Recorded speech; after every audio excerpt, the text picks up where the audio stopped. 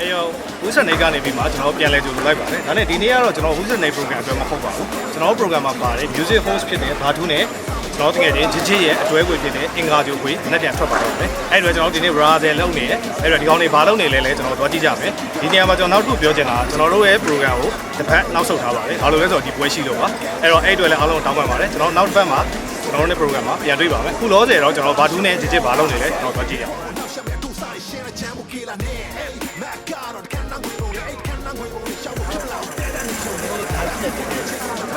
တော် program နေနဲ့လာပေါ့နော်ကျွန်တော် program နေနဲ့လာရင်အဲ့တော့မင်းတို့ဘာလုပ်နေလဲဆိုတာသူစက်တွေကဒီကျွန်တော် police ကိုပြောပြလိုက်ကျွန်တော်မနှက်ပြန်ပါတော့ကျွန်တော် tomorrow 25 အင်္ဂါဂျိုဆိုပြီးတော့ကျွန်တော်အင်္ဂါဂျိုတက်မဲ့အစီအစဉ်ရှိတယ်။သုံးပြန်ရင်လည်းတော့မဟုတ်ဘူး။ကြောင်ရနဲ့တက်။ဘာတိုင်းမင်းနေလဲဆိုတော့အမှန်တမ်းပြောရင်တော့ pressure ရမ်းပြီးတယ်။နှက်ပြန်ပွဲဆိုတော့ကိုကျွန်တော်ထမင်းတော့မစားဘူး။အားစားပြီ။မြတ်စားပြီ။ပြည့်မရဘူးလေ။မင်းစားမယ်ဆိုရင်ဟောလေ။အဲ့တော့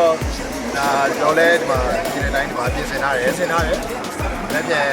ဆုံးရှင်တယ်။ဒါပြီးနောက်ပိုင်းဝယ်ပြီးသွားရင်လည်းဒီချင်းတွေကိုဒါ live on release လုပ်ပဲဆိုပေမဲ့လည်းဒါကျွန်တော်တို့အခွေပေါ့ဗျာဒီကမှာကျွန်တော်တို့ဒီမှာရှင်းနေဒီမှာကျွန်တော်တို့အားပေးတာခဲ့တဲ့ဒီတို့မတရားအနေနဲ့ဒါတင်ထားလို့ရအောင် physically ချက်ဟုတ်တာလုပ်ပေးနေတဲ့စံနာလေးပေါ့ဗျာ။အားကြောင့်ဒီ event နေနဲ့ထွက်လာတာဖြစ်ပါတယ်။အချိန်ကတော့မနက်ဖြန်ညနေ3 နာရီကနေည9 နာရီထိပါ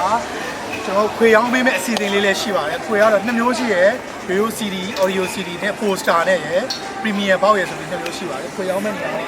ဒီနေရာလေးပါ okay